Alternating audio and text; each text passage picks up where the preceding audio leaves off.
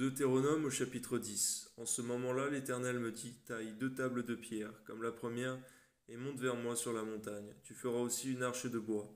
J'écrirai sur ces tables les paroles qui étaient sur les premières tables que tu as brisées, et tu les mettras dans l'arche. Je fis une arche de bois d'acacia. Je taillai 2 tables de pierre, comme les premières. Je montai sur la montagne les 2 tables de pierre à la main.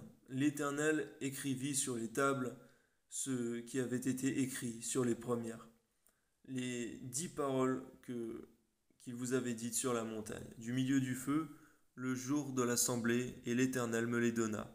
Je retournai, je descendis de la montagne, je mis les tables de l'arche dans l'arche que j'avais faite, et elles restèrent là, comme l'Éternel me l'avait ordonné. Donne-nous une même obéissance, Seigneur, au nom de Jésus-Christ. Amen. Les enfants d'Israël partirent de Bééroth Béné Jaakan pour Moséra. C'est là que mourut Aaron et qu'il fut enterré. Éléazar, son fils, lui succéda dans le sacerdoce.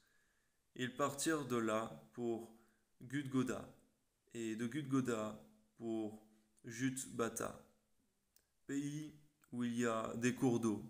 En ce temps-là, l'Éternel sépara la tribu de Lévi et lui ordonna de porter l'arche de l'alliance de l'Éternel, de se tenir devant le peuple pour le servir et de bénir le peuple en son nom, ce qu'il a fait jusqu'à ce jour. C'est pourquoi Lévi n'a ni part ni héritage avec ses frères.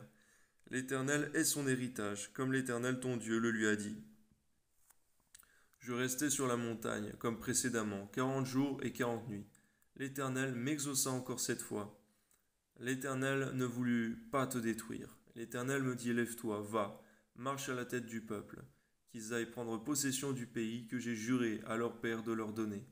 Maintenant, Israël, que demande de toi l'Éternel ton Dieu, si ce n'est que tu craignes l'Éternel ton Dieu, afin de marcher dans toutes ses voies, d'aimer et de servir l'Éternel ton Dieu, de tout ton cœur, de toute ton âme, si ce n'est que tu observes les commandements de l'Éternel et ses lois que je te prescris aujourd'hui, afin que tu sois heureux. Voici, à l'Éternel ton Dieu appartiennent les cieux et les cieux des cieux, la terre et tout ce qu'elle renferme. Et c'est à tes pères seulement que l'Éternel s'est attaché pour les aimer. Et après eux, c'est leur postérité. C'est vous qui l'avez choisi entre tous les peuples, comme vous le voyez aujourd'hui.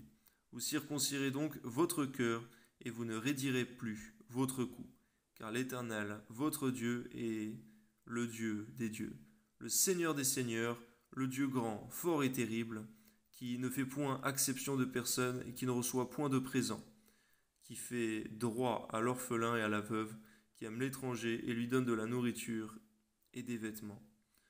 Oui, Seigneur mon Dieu, garde-nous d'avoir le cou raide, Seigneur mon Dieu, comme l'a eu ce peuple, et donne-nous d'avoir un cœur circoncis, Seigneur mon Dieu, selon ta parole, réellement circoncis de tout mal, au nom de Jésus. Amen.